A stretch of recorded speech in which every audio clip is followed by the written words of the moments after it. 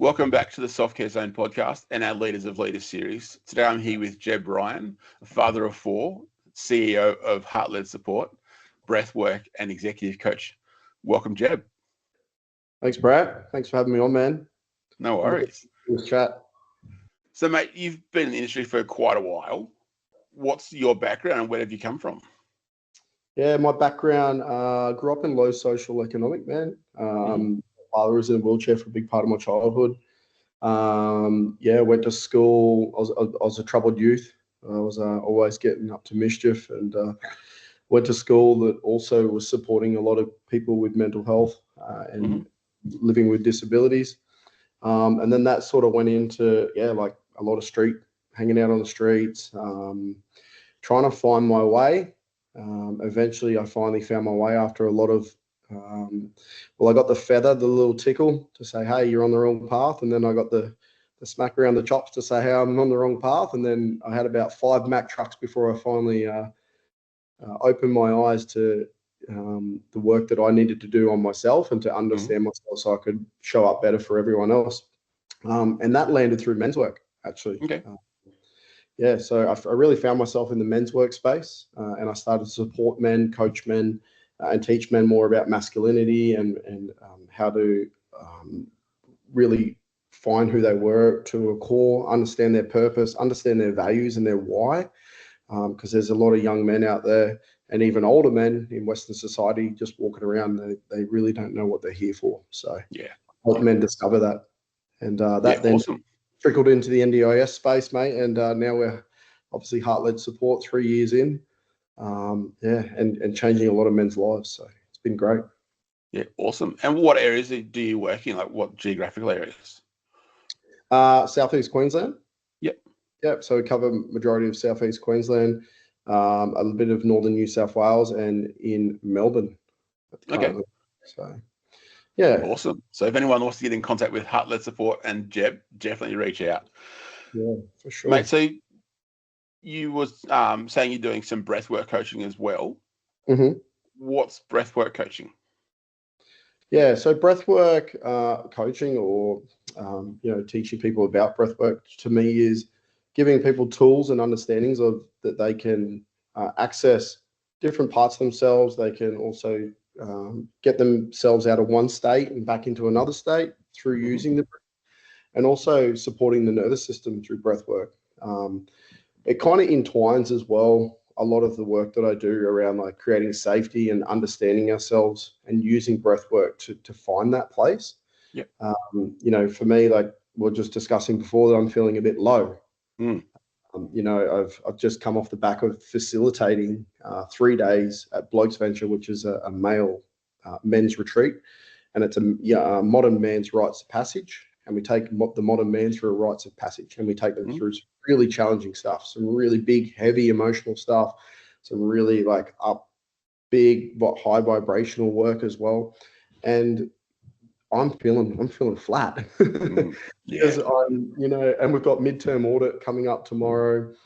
So there's a lot of things, a lot of plates spinning in my life. And essentially I'm helping people understand that as well. Sometimes you just got to let things fall, or instead of a plate analogy, I think of it like bouncing balls, and you're juggling these balls. You're juggling family because that's important. You're juggling your work, because we need to have an income so we can survive. But there might be a ball around like movement, or there might be a ball around some other things that you're doing within your life. You can just let them bounce. So for me, that's currently where I'm at. It's like, okay, what can I bounce at the moment? And I've got to keep juggling the glass balls, and the ones that bounce can hit the ground for a while, and I can pick them up later on and keep juggling them. But yeah, I'd love to give your listeners a bit of a taster of a little bit of breath work. Yeah, absolutely. Let's do it. Awesome, man. Okay. Well, I'm personally feeling a little flat, as I was saying. My energy levels are a lot lower. What I'm going to teach you guys is a breath practice called the breath of fire. And what that breath practice is it helps us get in more of a sympathetic, so out of our parasympathetic, which is our rest and digest state of our nervous system, gets us into more of a sympathetic, which is the go, go, go, or fight or flight, you'd also, identify as a fight or flight state of being. But when we are consciously going into that state of being, we have the conscious awareness to come back out of it as well. So sometimes when we get into a fight or flight, saber-toothed tiger's coming for us, or it's actually not anymore. It might be an email that's come through and the boss is going, why have you done this? Okay, we go, bang, into a fight or flight response. Yeah. Frontal cortex of the brain shuts down.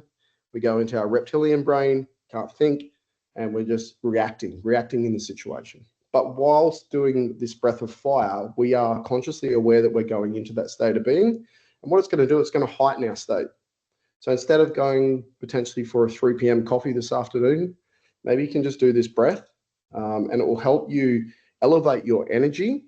It'll have you more aware because your senses come online. You'll hear better, you'll see better. Everything will come online. It'll heighten your state of being. Now, it's really important when doing this that you are sitting down. I'm standing up currently, as you might be able to see if you're watching. But I'm very aware of this breath, and I've done it many times. So make sure we're sitting, make sure we're not driving a car, operating machinery, or under the influence of any alcohol or anything like that. Okay. When we do it, we're going to be breathing in and out of our nose. So we're pumping the diaphragm. It's just a bit lower in the chest area, and we're just breathing out. Essentially, it's just out of the nose. It's kind of like we're blowing our nose in a way. And I'll quickly demonstrate. And what it looks like is this.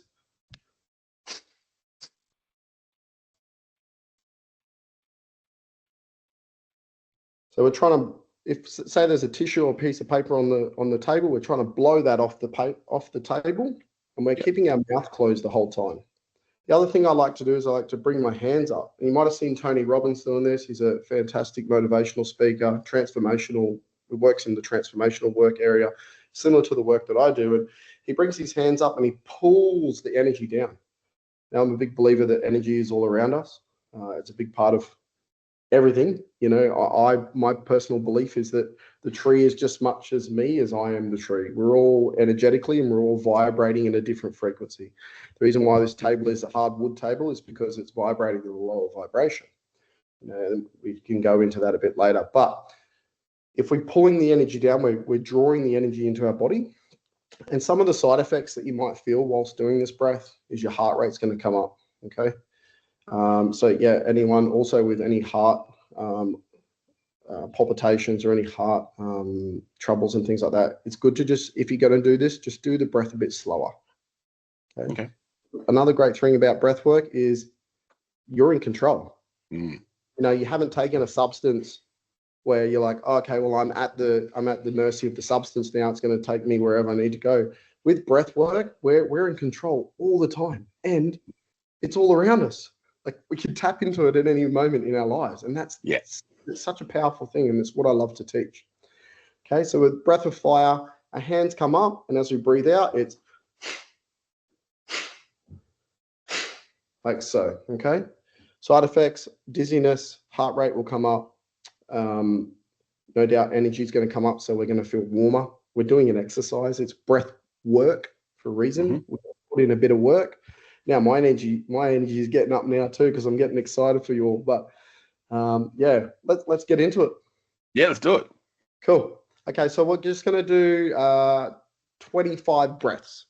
Okay, on the 25th breath, we're just going to breathe in, full breath, hold the breath, 25 seconds, and then we'll come out of it and we'll get on with the podcast. Cool. Yeah, go. All right, awesome. Okay. Lead the way, mate. Whenever you're ready, mate, just get yourself nice and comfortable. Listeners, get yourselves nice and comfortable, sitting on the ground or on a cushion or on a chair. And I like to close down my eyes and just start to tune into my body, thinking about what my current state of being is right now. Okay, how am I feeling? Almost a bit of like an awareness practice. Just noticing the breath coming in and out of the nose. Just bring our awareness into the breath, because we're going to move into that very soon.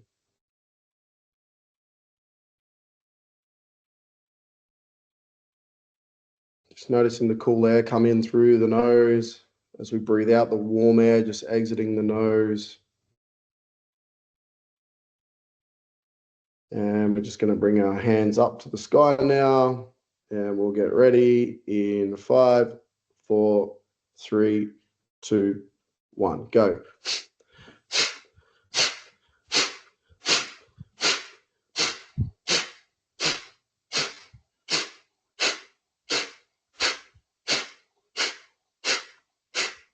Five to go.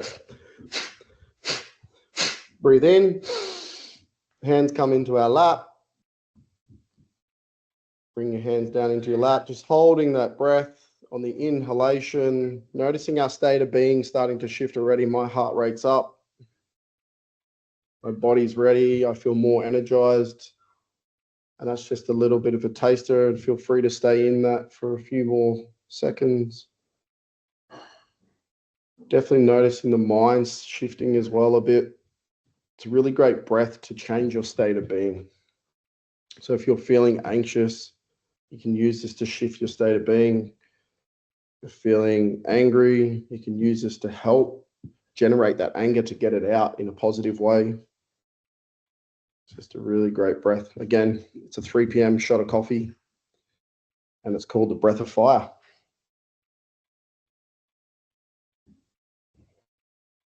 All right. So if you want to use that breath practice, you can use it for you can put a timer on and do like a minute worth of that, and then do a breath hold, and then another minute breath hold, and you'll keep shifting your state of being. It's, a really, really awesome breath. That's awesome. It's weird, like in the lead up to it, you're talking about, feeling the cold air coming through your nose and the warm air coming back out. It's like this, you don't notice it. It happens, thousands of times a day. It does. Yep. But it's only when you sit there and go, hang on, this is actually what I'm feeling. Like it's almost like you take it for granted. For sure. Yeah, absolutely. And, all things in life at times I've taken them for granted because they're always here. And the moment they're gone, it's like, oh, I missed that. Yeah. So the more present we can be throughout our day, even just being more present with our breath, like I'll put my hand up. Not every day I'm aware of my breath. I want to normalize this. Like it's actually okay to not know these things. And it's very normal for a lot of people not to know these things. But the moment we actually pause and we take that breath and we're aware of the breath, it just helps our nervous system get into that parasympathetic, which is our rest and digest state. And that's where we really want to try and work towards every single day so we can digest all the things that are happening throughout our day, right? Yeah. Helps our nervous system, again, like that's that safety button. Yeah. Yeah, that's awesome. I can still feel it. My heart's still up. I'm feeling a little bit on the dizzy side. It's like when I opened my eyes, the colors weren't quite what they were normally, Yes. which doesn't help me because I'm actually colorblind. But like I could notice like even the walls were a bit different than usual. So that you can feel it in yourself, and it's like you're saying, air's everywhere. There's no shot of coffee that you have at 3 p.m. You just take some deep breaths and do the breath of fire, and that's going to give you that's not going to give you the crash of the caffeine either. That's right, man. That's right. And I've shared this before with some people. It's like coffee also stimulates our nervous system. And it's constantly stimulating our adrenals as well. So our adrenals help produce hormone and help clear the system and all that sort of stuff. So every time that we have a coffee, we're actually putting our nervous system into a higher state of being, which is great because, yes, we've got to get stuff done. Let's be honest. Like I run a company, I have 175 employees.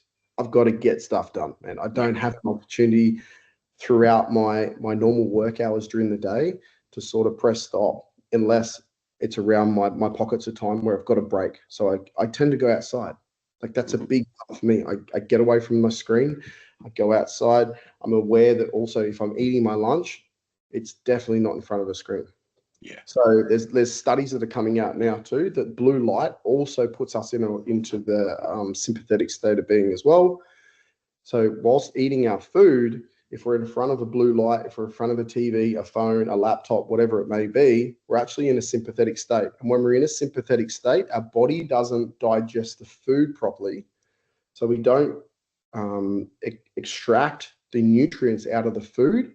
So everything we're eating, it's kind of just going through our, I wouldn't say fully going through our system, but it's going through our system and we're not withdrawing the nutrients that our body actually needs to produce the hormones, to produce all the good things that keep us feeling better about ourselves and keep us happy and, you know, all the rest. So yeah, it's really great that all this study is starting to surface. So that, you know, if you're in that sympathetic nervous system while you're eating, it's almost like, well, what's the point of eating? Yeah, to feel full. Yeah, but if you're not absorbing the nutrients out of the food, then you're kind of going, well, you know, is this the time to be eating then? That's right. Yeah, it's so important to get out, to get natural sunlight when you're eating. You know, I like to put my glass of water in the sun too, because I forgot the name of it, but essentially what's coming from the sun will absorb into the water, and the water, when I drink it, my body absorbs the water and it absorbs what's coming from the sun as well. So sunlight is so important. You know, over so many times over the years, even growing up as a young man, you got to wear sunscreen, stay out of the sun, do all these things. But what I'm starting to learn for myself is that that's not actually the case. Like I need to be, and I have been doing this for a really long time. Like get out in the sun. I get my shirt off, I lay in the sun, and I absorb what the sun is offering us. Because without the sun, what do we have? Yeah. We don't have trees. You know, we don't have wildlife. We don't have growth. We don't have like all those sorts of things. It's like water. Water is so important to us. It's the blood of the earth. Without water, we all die. Everything on this earth dies without water. So just taking a moment and offering some respect to water as well is a big part of what I love to do, because without that, we have nothing, you know. I think it's over 80% of our body is made up of water. And you know, there's an amazing study in Japan. I forgot the name of the guy. He won a Nobel Prize, and he had a petri dish of one tray of water, and he had a petri dish of another tray of water. I'm not sure if you heard about this study. And one tray of water, he spoke to it in absolute disgust, disrespect. I hate you. You're nothing. You're this. You're that. He played it like death metal music that was all about, you know, all this bad, heavy, dark stuff. The other petri dish, this man won a Nobel Prize, and look up the study. You'll be able to find it pretty easy. He also, the other petri dish, he spoke to it and shared love. I love you. You're amazing. You're all these beautiful things. Played it like beautiful music and just like, oh, it gave it so much love. And then froze the water. The water that he froze, that he disrespected, spoke down to, and told it was all these horrible things. The way it froze was all distorted and cracked and like just like all messy. Okay. I'm getting goosebumps. The water that he froze, that he shared love and gratitude to, it came out as a beautiful snowflake pattern. And it was like it's like sacred geometry. So if anyone knows what sacred geometry is, it's like lines and patterns and stuff. And I can't speak into that too much, but sacred geometry, it came out like sacred geometry, like a beautiful snowflake. You know, so let's really think about like not just the way we're talking to others, but how are we talking to ourselves? Like how are we respecting ourselves? Because we are over 80% water. Yeah. Yeah. And I'll just let that land for your listeners. Yeah, that's really powerful. Just thinking, you know, it's the way that we talk to ourselves as well that has a big impact on, you know, everything. Yeah. So how can we then improve the way we talk to ourselves? Catching ourselves at times, you know. Yeah, just being more aware of how we are actually talking to ourselves and others. And everything begins within. It begins with ourselves. Yeah. You know, a really great practice is you could just start journaling and write a beautiful love letter to yourself as to why you love yourself so much. Yeah. And there's so much power in that. You know, if you want to ever hold up a mirror to yourself, stand in front of a mirror and be like, I love you, Jeb. Thank you for all the amazing things you do. You know, thank you for being the man that you are. Thank you for being such an incredible father. Look at all the amazing work you do. I love my body. I love who I am. And just like offering that love and gratitude to yourself, because the moment you essentially give that to yourself, everything around you is going to come back. Again, I'm a big believer that we're a mirror of everything. Okay. So what I put out to the world, I'm going to get back. So if I'm putting out good things to the world, it's going to come back to me. And if I essentially want something, I need to be the bridge. So if I want compassion, I need to be a compassionate person. So I create the bridge of compassion, and then I find compassion at the other end. And that comes through my experiences out into the world. So you're talking about journaling. A lot of men seem to have this issue of, what do I write? Like, it's like, what's the point? I'm just going to write the same thing every day. Yeah. How can blokes learn how to journal better? How can they learn how to journal better? I think if it's in your value system as a man, if you value self-improvement, if you value self-development, then you're going to value like the things that are going to get you the self-development or the self-improvement. So for them, reflect on if growth is an important part of your life. If you want to grow as a man, then part of growth is to, seek out the things that are going to give you growth, and journaling is one of those things. You can write about your day. There's a question that I posed to one of my guys that I was working with last night, and I'm just going to get that question up. And his question for himself for the next 5 days, and he's been working on stuff around self-abandonment, is where did I abandon myself today? Yeah. Great question. What a powerful question to ask yourself. Yeah. Because he's currently working through the people pleaser, the man that's out there doing everything for everyone else. And in that, he's burnt himself out.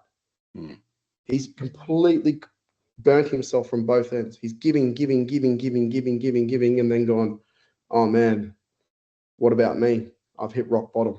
Yeah. So in that, it's like, where did I abandon myself today? And then he gets to journal on that every single day for the next 7 days, and he gets to reflect. So ask yourself a question. It's like, what could I have done better today?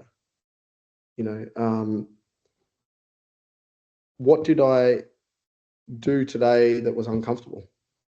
And it might be nothing. And then it's like, okay, great, you've got the awareness. Okay, cool. If I want to do things that are uncomfortable, I'm going to find growth in what is unfamiliar and uncomfortable, and I'm going to keep seeking those things in my life. So yeah, grab a journal, grab a diary, whatever it is. There's even journals out there that actually prompt questions. So if you go on Amazon or places like that, or just search on Google, you're going to find a journal that has questions that prompt you. Yeah. I worked with a guy about 5 years ago who was a self-development coach and a strength and conditioning coach as well. And he had a journal that he'd give all of his clients, and it had like, what were the 5 things you're grateful for today? Another great question that you could journal on. What am I grateful for? And then it was, what are the 5 things I want to achieve today? And then it broke down into different categories around and that had questions and things. It was a really, really good journal. And I used that, and it was a 90-day journal because it takes 90 days to create a new habit. So if you want to create a new habit, do it for 90 days and it'll become a way of life. Yeah. So then, you're saying grab a journal or grab a diary. There's a journal app on iPhones. Well, there you go. How do you feel about that compared to the paper version? Well, it's good and bad, right? There's always a positive and negative to most things. I'd invite your listeners or anyone that listens to this to definitely get a journal and do some writing, because it's going to help you step away from your phone. If you're journaling and you've got notifications on, all of a sudden someone's commented on your post and you're on there replying to them or whatever it may be, right? So, or someone's ringing you. It's a good time to phone over the shoulder, outside in the sun, with a nice cup of water or whatever you've got, and do some journaling by yourself. Again, like having a journal on the phone, it's great too, because it helps us in our busy lives. If that's the starting point, then that's the starting point. Yeah. And it's like being okay with just taking small steps. We don't have to tomorrow transform and become the next Tony Robbins. It's like, how can we just tick a box one day and then tick another box the next day? And, knowing that, again, like, growth is linear. So as we grow as humans, we're going to come back down. And we're going to go back up a little bit more, and we're going to slide back down. So snakes and ladders, up we go, and back down we go again.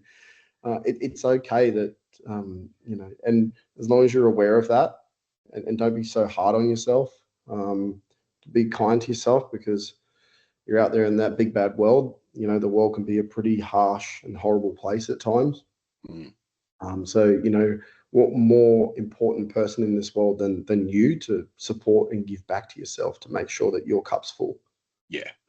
And like you said, the world is that big, bad, horrible place out there. There's a lot of bad in the world. But if you can talk to yourself, you can, be aware of how you're feeling in that moment. It's like you're going, okay, I can get through this. I can do what I need to today to then get, grow and have that progression through life. Yeah, absolutely, man. And again, like, it's not all doom and gloom out in the world either.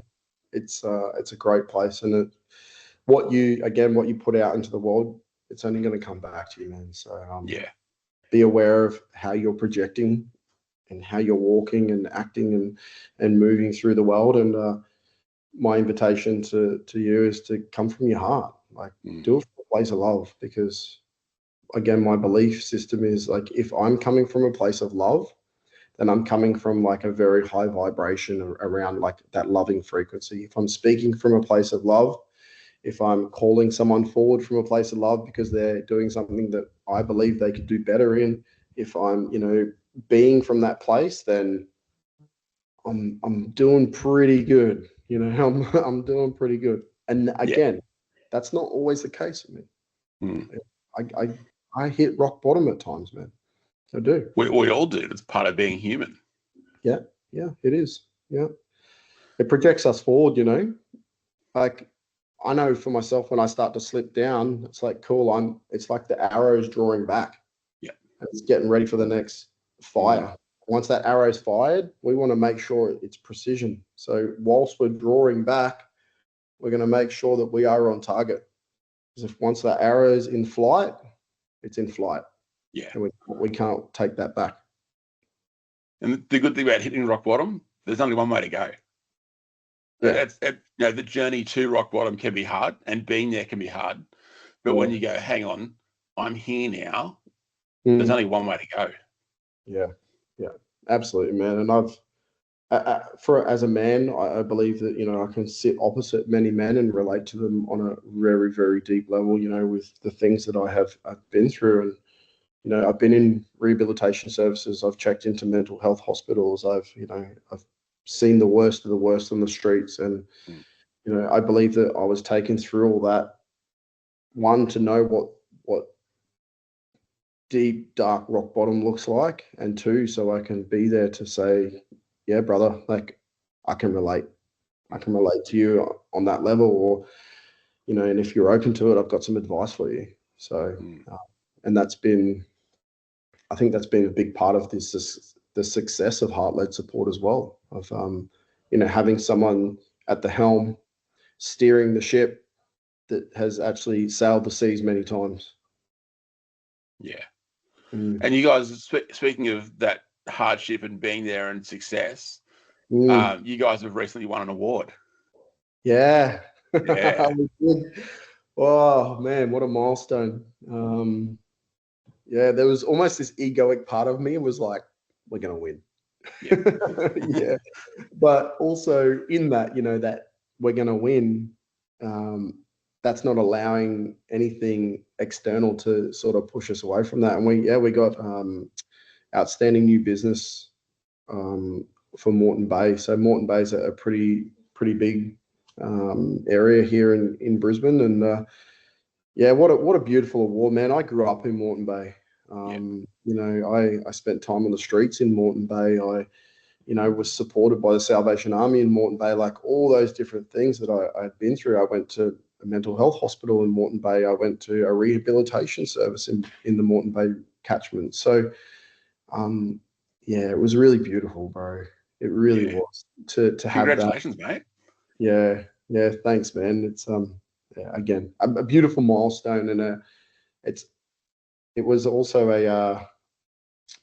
a moment of like, yeah, we've done well, Yeah. and that acknowledgement that we got through that. So, Yeah. thanks, man. Yeah. Massive. Yeah, yeah. Mate, you were saying before about how energy is all around us. You know, the energy of the tree and the hardwood table. Yes. One thing that were talking about before, like when we were planning this chat, was around the number 11 and how that's important to you. Mm, it is. Why is number 11 important, and what's the significance of it? Yeah, for me, man, number 11's a sign, a universal sign for me. When I see the number 11, or it's 11:11 on the clock, or whatever it may be, when I see the ones, it's just a beautiful reminder to me that the universe is there. I'm a universal man. I also believe in something greater than myself, God. I'm not in any faith or religion or anything like that. I'm very open. I've studied all different types of religions, and 11:11 to me, or 1:1 to me, is all about being connected to spirit. And spirit's like saying, "You're doing a good job, Jeb. Just stay on that path, man. Like, keep moving forward and keep going in that direction." Yeah. So yeah, man, it's like a little nudge from the universe to say that I'm on the right path for Yeah. me. And if you're interested, this episode is actually number 11 in the Leaders of Leaders series. Beautiful. Awesome. So, mate, we could talk for days, and I'd love to have you back on in the future. You're very active on LinkedIn around the things that you put out, and getting the team of the Heart Led together to do some exercise and breath work and come together as a team. Mm. Why do you do that, and why do you think that's important to you guys?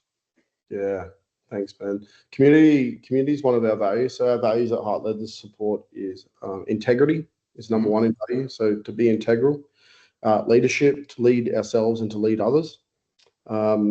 Health is our third value. Purpose is our fourth value. To be on purpose, we have direction.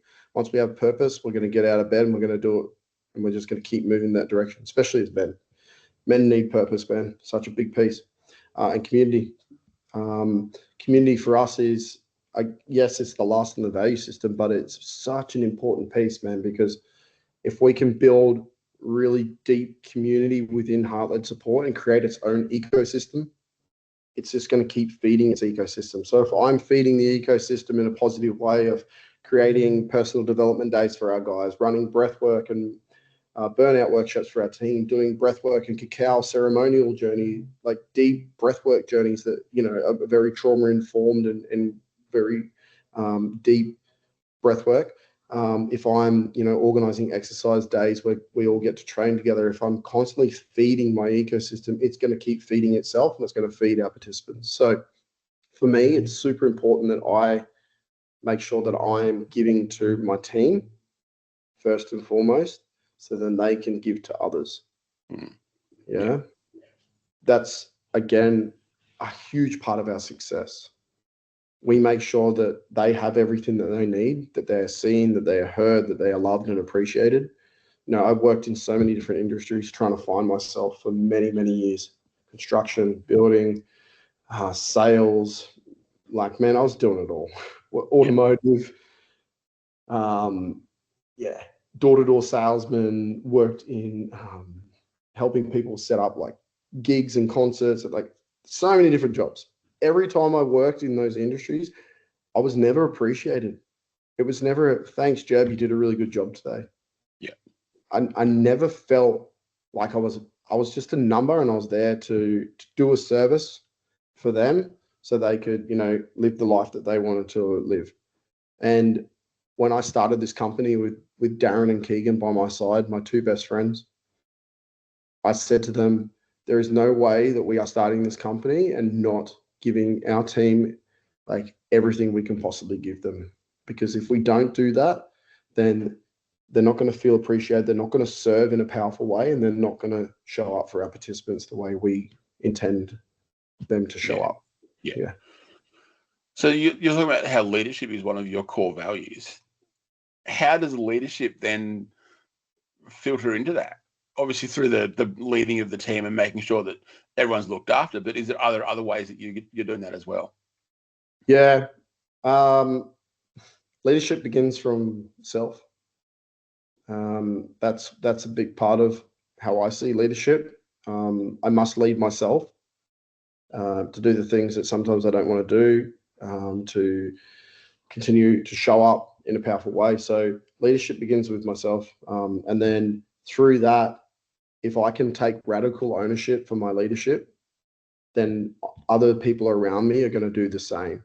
Yep. And if I'm holding a super high standard, when I see the benchmark drop for others or even drop for myself, I've got my fellow men around me that can say, yo, Jeb, your benchmark's dropped, man. You're living below the line. Let's go. Come above the line again, you know? Yeah. And then if I'm holding that high pillar of something for them to be like, cool, that's our anchor, then they get to grow from that place. Yeah. You understanding that? Yep. Yeah. So again, leadership's a big part of what we do. Yeah. And the self-development workshops that we run for our guys around leadership, you know, and understanding what leadership is and getting them super clear on their values as a man, it just helps. It helps tenfold. Yeah. So oftentimes in leadership positions, it can seem like I've got it all together, and I've got to put on this face of having this role of I've got to lead, I've got to do this, but internally you're questioning yourself, going, "Oh, did I make the right decision? Is this the right path?" How do you balance that and work out what's best for the company and the best for you as well? Mm-hmm. Yeah, look, again, normalizing it. I have those times in my life where, you know, I'm just not where I need to be. How do I support people in that? Is that more your question? How do you recognize that it's not like that the mask is starting to fall? How can you, step up and go, hang on, this is just a thought. That's not what's going on. Yeah. Okay. Again, awareness piece. Being aware of like where I was to where I may be slipping to. And I think it can be hard because that's kind of like a bit of a blinder or a spot that we might not be able to see because we might have blinkers on as a horse and we're just looking down the tunnel for the North Star of where we're heading. I think a lot of that comes from having good people around you. Yeah. You know, other mates can say, hey man, your blind spot, you're missing something back there, man. You need to have a look at that because you've jumped over something that we really need to work on back there before we can go to that next stage. Yeah. So then too, it seems like you've got a really great group of mates that are, have your back and, are able to have this conversation with you. A lot of men don't have that. Yeah. And there's this perception online that that's toxic masculinity. What are your thoughts? Toxic masculinity as in men sharing their hearts and being vulnerable. Yeah. Man, I strongly disagree. I feel that for so many years, post-war, men came home and didn't talk about the things that happened. Yeah. Because that's what they were taught. And there's no shame on those men because they're the reason why we have freedom today. And I have so much respect for anyone that's been in service. And Keegan is an ex-sniper team leader in the Australian Army. He's my fellow director.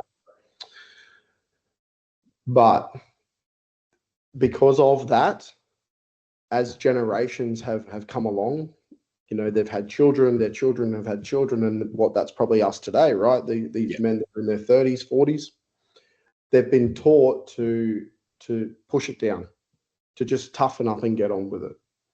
And what that does is it creates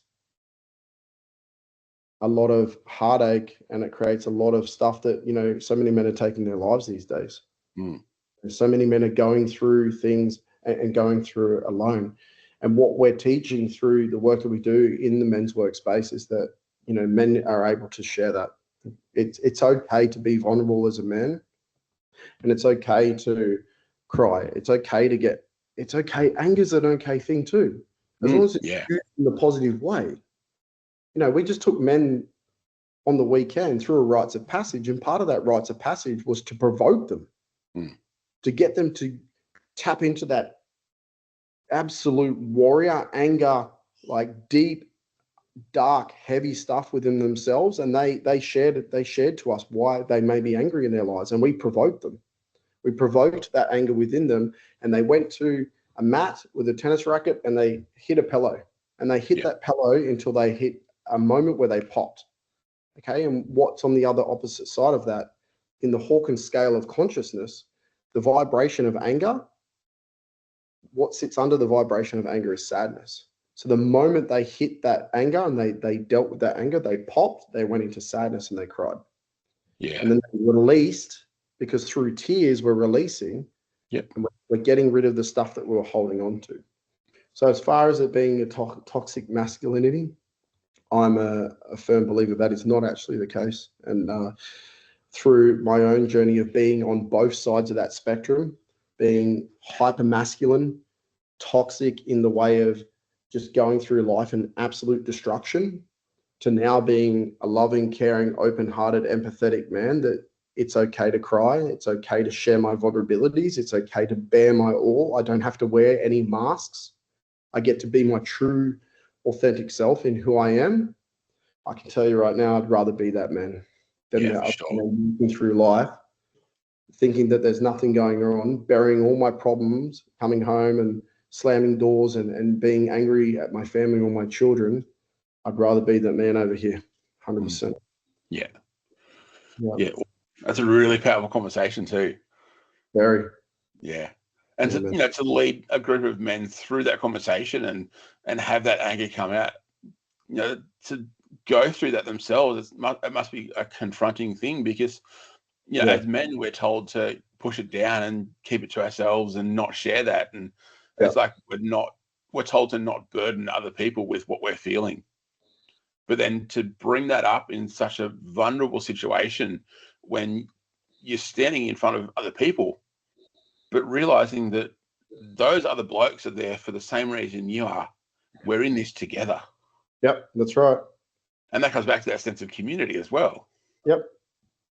And that's a big part, of the work that we do, not just within Heartland, but the work that I do within, supporting, executives and supporting other men in the facilitation role at a place like Blokes Venture on the Sunshine Coast. It's like normalizing and knowing that, hey, I'm not actually alone in this. Because that was a really big pillar for me, of like, when I finally realized that guys were going through the same thing I was going through, I no longer felt outcasted. Like, I no longer felt like I wasn't a part of something. I was like, oh, wow, guys have gone through similar things to me. Yeah. I actually feel a bit better about myself. Because when you're in that moment, you go, I'm the only one that's been through this. This is my feelings. And that's that sense of loneliness starting to come back in. Yeah, exactly. Isolation, loneliness, I'm not enough. All those things start to come up. I'm not worthy. I'm not good enough. And when we're in that vibration of like, I'm not worthy, I'm not good enough, I'm lonely, I'm by myself, then, man, it's a pretty heavy place to be, because I've been there. Yeah. And then that filters back into going back to the ice and talking to the water. That's how you talk to yourself as well. For sure. Yeah. And when you're not worthy and you're not good enough, you're putting that out. Okay. So if I'm walking through the world and going, I'm not worthy, I'm not good enough, I'm not worthy, I'm not good enough, everyone around me is going to treat me like that. Yeah. You're not worthy, because, again, this is my belief system. This may not be everyone's belief system, but what I put out to the world, I'm going to get back. Yeah. The Dharma and the Karma. Yeah. And that's obviously taught through Buddhism. Yeah. Yeah. Awesome. So, mate, I just want to wrap this up by saying thank you for being here. Cool, and I can't wait to have you back on in the future. Mate, so I finish off these episodes with a simple question, and that is, what's one way that you've you're bringing self-care into your life, that other people might be able to go, hang on, I can do this too. Yeah. Thanks, man. Self-care for me, movement. Yep. I'm moving my body. I need to move that energy. I'm a high energy guy, as we've spoken about. I've got to move that energy. And when I train, we get a really beautiful release of neurochemicals that help us feel better about ourselves. I love to ride my motorbike.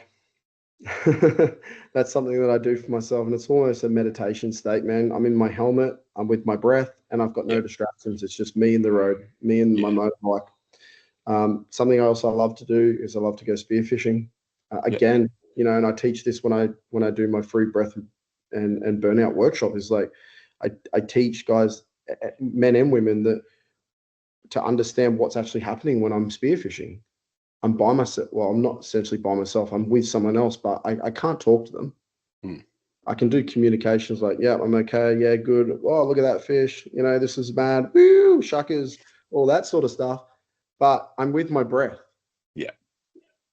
And I've got to slow my heart rate down so I can dive down and stay down for a longer period of time so I can shoot a fish, bring it home, eat it with my family. And I'm connected to the ocean. I'm an ocean man. Like I'm 20 minutes from Burleigh, World Heritage listed beach, Burleigh Heads. I live out in a forest, surrounded by trees. So, that's not for everyone, and not everyone can access that, but if you can get yourself in nature, whether it's in the ocean or go for a walk in the forest, and be kind to yourself, man. Like give back to yourself. And if for the men here and the women, it's actually a really great book. It's more for men, but read the book No More Mr. Nice Guy. Yeah, that is a really powerful book. I met Dr. Robert Glover at the Gathering of Men that I invited you to, actually. He was there, and we had a really good chat. And I just shared this book with a couple of guys that I'm working, a couple of executives that I'm working with at the moment. So, man, it's a fantastic book. So, and it's all about not abandoning yourself and not being that nice guy and saying yes to everything, to please others. So, yeah, man, there's some beautiful little self-care parts. And I almost forgot breath work. Like, you can find breath work on YouTube and stuff like that. But definitely get yourself involved in some breath work. Yeah, and breath work, because it's easily accessible, can be done anywhere at any time. Yeah, for sure, man. You can do box breathing whilst driving. Yep. You can breathe in for 4 seconds and out for 6 seconds. It's called a cadence breath, and that will it'll trigger the nervous system to drop into the parasympathetic. You can do breath of fire. You can do like a 10, 20, 30 breath in through the mouth, out through the mouth. There's so many different types of breaths out there, man. Like, and then you can go right deep into the holotropic transformational breathing. So there's so many. The scale is long, man. So breathwork's probably number one. Yeah, awesome. All right, Jeb, thanks for your time today, mate. And for anyone interested, I'll put Jeb's contact details in the show notes. Definitely reach out and have a chat with him. He's a great bloke. And I'll talk to you next time. Awesome. Thanks for your time, bro. Cool. Thanks, Jeb. Bye. And remember, look after yourself first so that you can look after others.